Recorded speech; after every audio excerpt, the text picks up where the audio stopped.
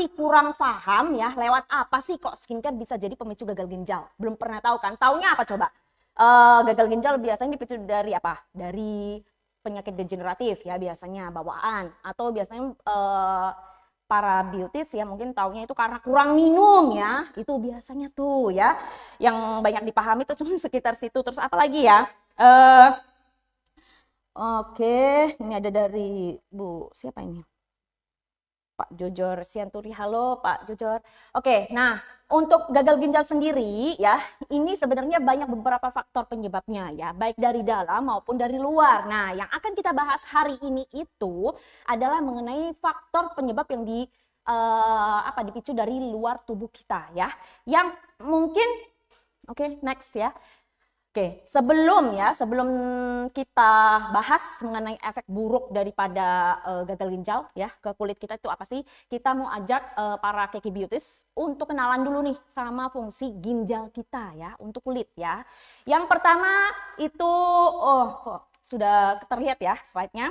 Oke, untuk yang pertama fungsi daripada ginjal kita untuk kulit kita itu yang pertama adalah memfilter racun atau toksin ya atau benda asing dari luar tubuh kita atau yang ada masuk ke dalam darah atau sirkulasi darah kita ya.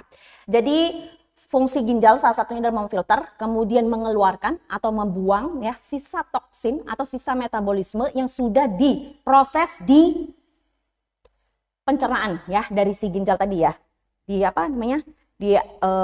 ginjal kita ya. Jadi dia fungsinya itu memisahkan dari aliran darah tadi yang masuk ke tubuh kita yang mau sebarluaskan atau diuraikan ya ke seluruh tubuh kita itu difilter dulu tuh sebelum masuk ke pembuluh-pembuluh darah, masuk ke yang lainnya ya di dalam tubuh kita. Itu dia ngefilter ya, setelah difilter dipisahin antara air dan racun atau toksin atau sisa toksin ya atau racun dari dalam darah kita. Setelah difilter yang tidak bekerja dengan baik atau tidak dipakai, katakanlah si timbal atau si limbah atau si toksin tadi, itu akan dikeluarkan oleh si ginjal melalui urin kita ya, seperti itu. Makanya kenapa kita selalu dihimbau untuk cukup minum air putih, karena air putih itu menjadi salah satu penetral ya, supaya aliran darah kita ketika kita di metabolisme ya oleh si ginjal ini jadi normal atau prosesnya tidak hambat ya, jadi dia bantu kayak ngelancarin ya, makanya butuh konsumsi air putih yang cukup. Berapa gelas sehari? Berapa gelas? Berapa gelas Pak? Ada yang tahu konsumsi air putih? 9 ya, nggak 1 galon ya. Oke, mungkin ada di sini ya, mungkin keki beauty sampai 1 galon ya, saking pengen bersihnya ya, wes jangan lupa ya, kebanyakan minum air putih itu juga akan memperberat kinerja daripada si ginjal juga. Jadi jangan terlalu banyak ya, secukupnya saja ya. Bisa-bisa 1 galon nanti dicari. Ini mau minum di mana ya? Galonnya sudah habis ya. Nah itu dia. Jadi kita fungsi ginjal kita salah satunya adalah memfilter dan membuang sisa metabolisme dari dalam tubuh kita ya, memfilter toksin atau timbal atau limbah. Nah kemudian mengeluarkan si sisa metabolismenya melalui urin. Kemudian yang berikutnya adalah ya, fungsi ginjal kita yang berikutnya adalah menjaga keseimbangan cairan dalam tubuh ya. Jadi dengan 2 fungsi tadi yang sebelumnya itu otomatis dia menyeimbangkan cairan di dalam tubuh kita. Jadi supaya apa? Supaya tidak ada dehidrasi ya, supaya punya efek melancarkan ya peredaran darah juga dari yang tadi itu cairan diseimbangkan, otomatis kan akan memperlancar si peredaran darah untuk mengalir di seluruh tubuh kita tadi ya. Kemudian memproduksi vitamin D ya. Jadi vitamin D itu bukan cuma dihasilkan dari sinar matahari ya, tapi juga dihasilkan oleh si ginjal juga ya. Jadi itu adalah salah satu fungsi daripada ginjal pada kulit kita ya. Oke. Setelah kita kenal fungsi ginjal ya untuk kulit kita ya, makanya tidak ayal ya atau kebanyakan kita dia anjurkan untuk konsumsi air putih ya, kemudian minum probiotik ya atau sifat kayak yogurt ya, itu untuk memperbaiki sistem pencernaan tubuh kita ya. Kemudian apalagi olahraga ya. Olahraga kenapa? Karena ketika kita berolahraga otomatis toksin, limbah itu akan lebih gampang keluar lewat mana? Lewat keringat. Jadi tidak memperberat lagi si fungsi ginjal kita. Seperti itu ya. Olahraga jangan terlalu berat Bu ya. Oke, cukup jalan kaki aja Bu ya dari Jakarta ke Kota Bandung ya. Habis itu pulang-pulang tepar. Oke ya. Oke, kemudian setelah kita kenal fungsinya tadi, nah bayangkan kalau fungsi tadi ginjal kita bermasalah ya, akan mungkin ada beberapa pemicu ya dari luar tubuh kita. Salah satunya tadi si toksin tadi ya atau timbal ya yang ada di aliran darah kita itu jadi memperlambat ya kinerja daripada si ginjal kita atau memperberat ya. Itu apa yang akan terjadi? Efek buruk gagal ginjal pada kulit kita. Yang pertama adalah satu, kulit akan mudah muncul flek hitam. Bener apa enggak? Boleh dicek masing-masing ya. Bener gak sih? Saya ada nggak sih masalah di ginjal saya sampai flek hitam saya kok gampang banget keluar? Boleh dicek. Bener nggak Ibu memiliki tanda-tanda fungsi ginjal Ibu terganggu ya?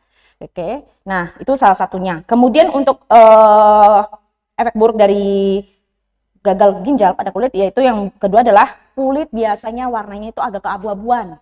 Bukan yang di pinggir jalan itu loh, apa sih Pak? Ya, manusia silver bukannya. Oke, bukan ya. Jadi warnanya itu kayak keabu-abuan gimana gitu. Bukan karena efek lampu juga, bukan ya. Oke, jadi memang ada beberapa dari mereka ya, biasanya kayak biotes pernah lah lihat ya. Satu orang yang punya kok wajahnya kelihatannya abu-abu gitu ya. Bukan karena beliau habis jadi manusia silver, no ya. Jadi ya karena efek daripada yang ditimbulkan dari ciri-ciri ya, ini menjadi salah satu ciri-cirinya juga itu sedang bermasalah di fungsi ginjalnya ya, jadi warnanya itu agak keabu-abuan ya. Atau contoh misalkan pakai satu produk kok kelihatan abu-abu ya kulit saya, nah itu perlu diwaspadai. Oke. Kemudian yang berikutnya adalah muncul jerawat ya, terutama di area sini Bu, dagu. Kenapa? Karena seperti yang sudah kami infokan ya, biasanya kalau orang muncul jerawat itu pasti ada tanda-tanda yang mengisyaratkan bahwasanya tubuhnya itu sedang bermasalah. Betul apa tidak? Betul ya. Saya jawab sendiri, saya tanya sendiri, saya jawab sendiri ya. Jadi ada beberapa contoh. Punya jerawat di area kening, biasanya stres ya. Kan kalau orang stres pegang-pegang kepala mulu kan. Nah, ini tangannya ini belum tentu higien ya. Enggak, bercanda ya. Jadi beberapa dari mereka memang basically akan muncul kalau stres itu ya, lagi sedang stres itu akan muncul jerawat di sini. Di kening ya. Kemudian kalau kurang tidur akan muncul jerawat di area dagu. Iya, pegang dagunya ya. Oke. Pegang hidungnya. Oke. Nah, kemudian kalau jerawat karena faktor hormonal biasanya akan muncul di sini, pipi ya. Atau kenapa ini kalau fungsi ginjalnya terganggu atau punya ciri-ciri gagal ginjal itu biasanya akan muncul jerawat daerah sini. Karena daerah sini itu mengindikasi ini daerah area pencernaan ya. Makanya kenapa kalau orang sedang berjerawat di area dagu atau rahang biasanya kita rekomendasikan untuk coba dilihat lagi ya konsumsi makanannya ya, pola makannya ya, mungkin kan makan gorengan, santan, telur atau pencernaan yang tidak bagus atau contoh ya pupnya atau BAB-nya itu kurang lancar atau buang air kecilnya kurang lancar itu ada mempengaruhi karena apa? Struktur pencernaan, sistem pencernaan itu termasuk dengan ginjal. Ginjal itu masuk struktur pencernaan ya, ingat di sini. Ya, daerah sini itu struktur sistem pencernaan. Ginjal itu termasuk. Oke. Makanya kenapa muncul jerawat suka di daerah sini kalau bermasalah dengan sistem pencernaannya salah satunya ginjal. Oke. Kemudian berikutnya, kulit akan terlihat lelah ya, lesu, letih, anemia Bu. Oke. Enggak ya, jadi akan kelihatan kok kulitnya kok lesu, lelah sekali kelihatannya kan. Kayak apa ya, tidak bercahaya ya, bukan karena lampu sekali lagi ya. Kemudian adanya pembengkakan ya. Pembengkakan ini di daerah mana sih? Biasa di kaki, tangan ya. Bukan karena gemuk atau bertambahnya berat badan, tidak ya, mohon maaf ya. Jadi pembengkakan yang terjadi itu yang terlihat adalah pembengkakan yang abnormal ya. Jadi kalau kita gemuk atau adanya penambahan berat badan biasanya kan beda ya. Nah, ini terjadi di area pipi juga bisa ya, daerah sini rahang. Itu akan kelihatan tuh berbeda ya. Bukan karena cabi, tidak ya, bukan ya, jangan salah ya. Jadi berbeda saja. Pasti ada yang aneh, abnormal gitu ya kalau dilihat secara kasat mata ya. Ada yang pembengkakan tadi yang disebabkan oleh si gagal ginjal atau fungsi gagal ginjal yang tidak baik. Oke. Itu dia efek buruk dari gagal ginjal pada kulit. Oke. Kecepatan nggak sih aku ngomongnya? Iya ya. Hah? Iya ya, aku kecepatannya. Oke, mungkin aku mau sambil lihat-lihat dulu ya komen-komenan ya. Di sini ada yang komen tadi minum air putih berapa gelas sehari? Ada yang 8 gelas, ada yang 12, ada yang 1 galon. Widih ya. Oke, berapa kali sehari Anda beli galon? Pertanyaan seperti itu jadinya ya, kalau 1 galon. Oke, nah ini oke, sekaligus mengingatkan kembali untuk share ya, untuk acara ini boleh sambilan di-share ya. Oke, sebelum kita lanjut ke slide berikutnya. Oke, mungkin next kita ke slide berikutnya. Di sini kalau tadi kita sudah bicara tentang fungsi ginjal untuk kulit kita, yang kedua adalah efek buruk gagal ginjal untuk kulit kita. Yang ketiga adalah skincare yang menyebabkan atau yang memicu munculnya pemicu gagal ginjal tadi itu apa aja ya. Seperti yang kami sampaikan tadi di awal ya, fungsi ginjal adalah satu memfilter atau memisahkan racun, timbal atau toksin ya yang ada di aliran darah kita ya, untuk kemudian di metabolisme lalu dibuang ya, si sisa metabolisme tadi melalui urin, yang artinya di dalam darah itu ada indikasi racun toksin itu berasal dari mana? Luar tubuh kita. Seperti apa? Skincare salah satunya. Apa yang ada di skincare? Apakah berpengaruh dari tubuhnya atau wadahnya atau apanya? Ya tidak. Karena kan kita tahu skincare di pasaran itu kan tidak ada yang panas ya. Langsung kita beli panas, emang apa kopi ya panas nggak mungkin kan? Ya. Nah itu jadi beberapa itu jadi penyebabnya dipicu dari kandungan yang ada di skincare tersebut. Apa saja? Yang pertama, skincare dengan kandungan merkuri ya atau chemical. Chemical ini ada retinoid ya, asam retinol ya, itu juga jadi pemicu ya. Karena itu masuk ke chemical atau sifatnya toksinnya. Kalau kena ke fungsi ginjal kita. Oke. Kemudian skincare dengan kandungan hydroquinone ya atau pemutih ya. Oke. Bukan itu ya, bukan yang untuk baju. Oke. Skincare dengan kandungan steroid ya. Kalau di obat-obatan itu ada jenis dexamethasone ya, pokoknya terakhirnya son ya, bukan Samson ya.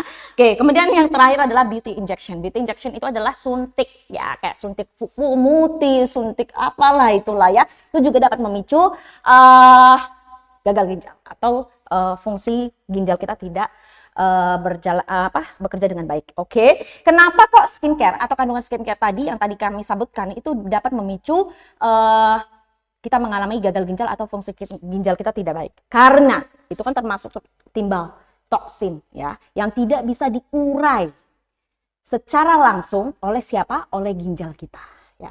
Otomatis ya ketika aliran darah kita masuk ke ginjal untuk difilter tadi, si ginjal ini akan bekerja dengan berat.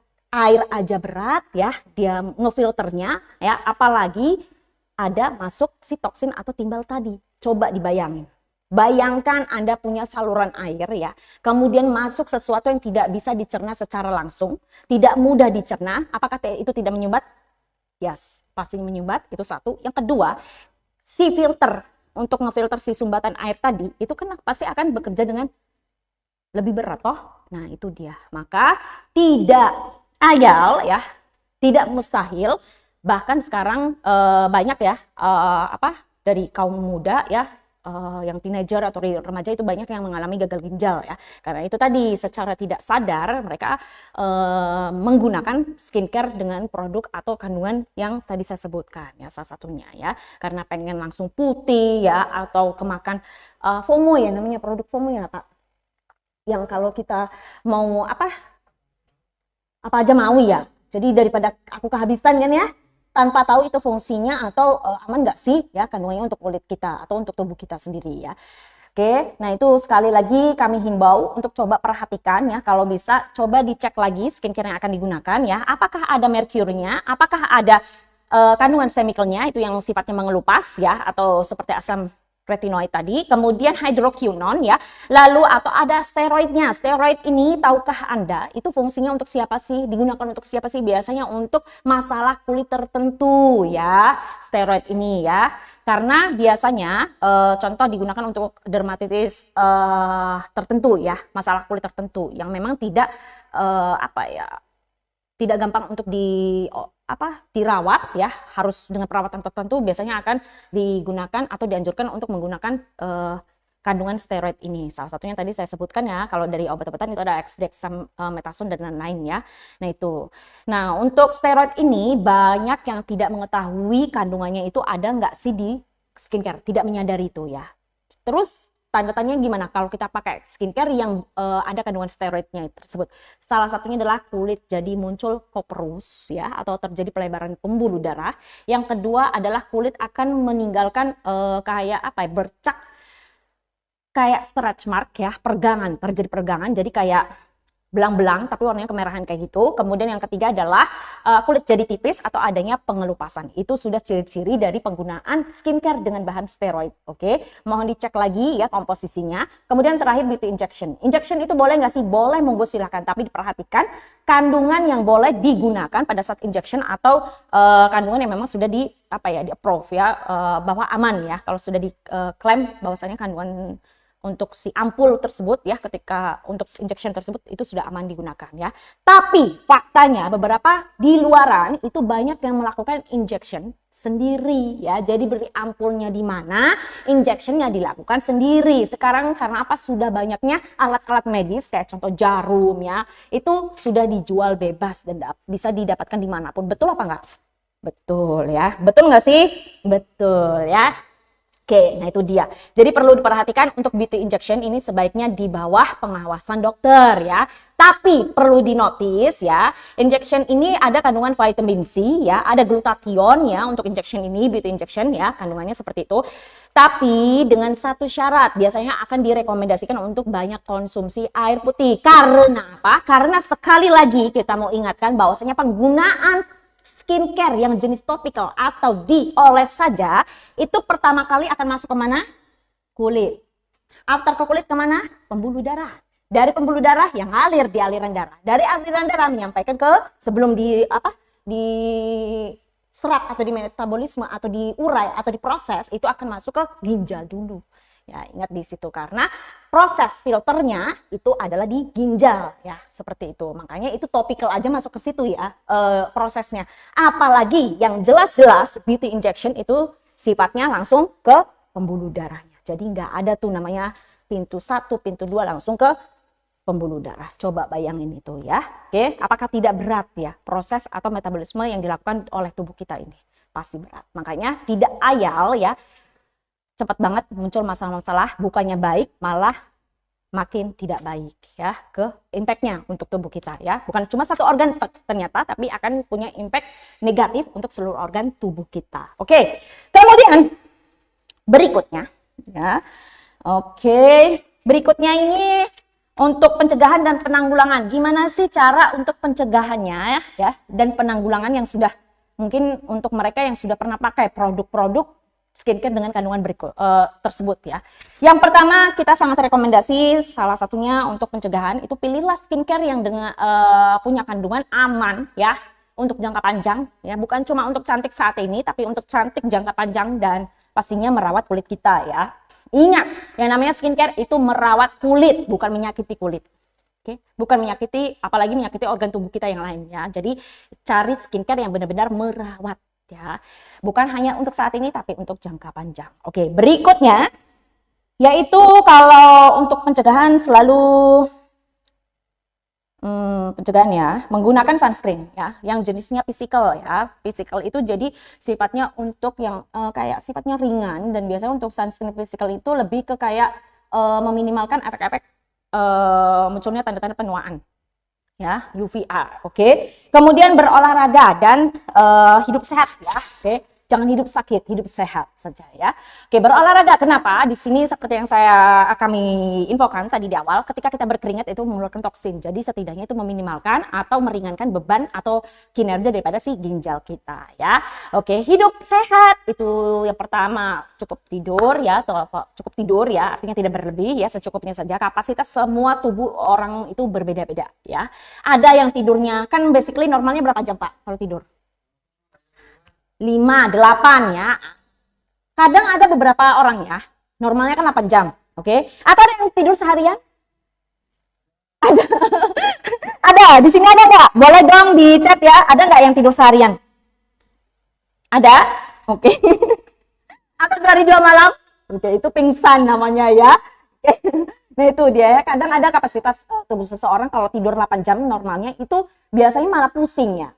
Kadang cuma 5 jam atau 3 jam, nah itu baru lebih fit. Nah itu biasanya orang ada dengan tubuh seperti itu ya. Karena memang pengalihannya ketika dia beristirahat itu dari bukan cuma tubuh kita aja, psikis kita juga punya kapasitas untuk mengolah cara dia beristirahat ya. Jadi bukan cuma tubuh. Tubuh istirahat 8 jam itu cuma untuk fisik, secara fisik. Tapi untuk ini apa ya namanya ya, secara ininya kan beda lagi ya caranya pengolahannya seperti itu ya.